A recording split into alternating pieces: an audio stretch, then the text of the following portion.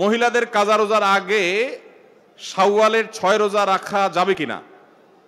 মহিলারা তাদের মাসিকের কারণে যে ভাঙতি রোজা হয়, শাওয়াল মাসে তারা কি সে ভাঙতি রোজাগুলো, কাজা রোজাগুলো আগে রাখবেন নাকি শাওয়ালের 6 রোজা আগে রাখবেন? এটা একটা কমন প্রশ্ন।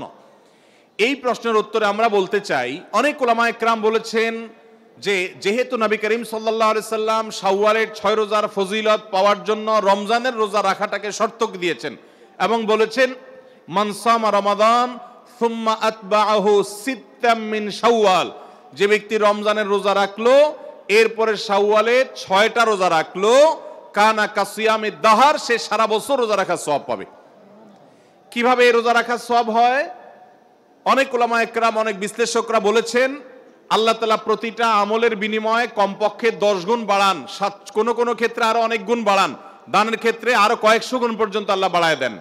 10 গুণ করে যে বাড়াবেন, এই জন্য রমজানের 30 দিনে 30টা রোজা আর শাওয়ালের 6টা রোজা, মোট 36কে 10 গুণ দিলে 360, সারা বছর রোজা রাখার সওয়াব হয়।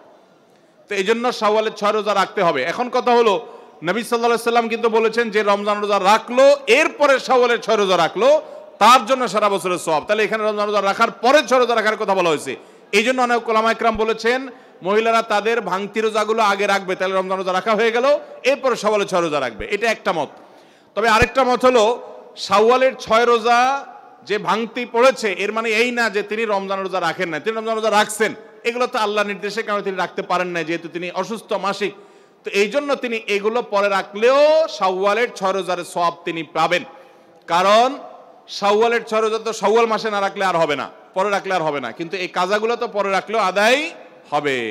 তো উত্তম হলো কাজা আগে করে যদি শাওয়ালের 6 রোজা রাখতে পারেন সবচেয়ে উত্তম, না পারলে অন্তত শাওয়ালের আগে রেখে কাজাগুলা পরে রাখলেও আশা করতে পারেন আল্লাহ তাআলা শাওয়ালের 6 রোজার ফজিলত দিবেন।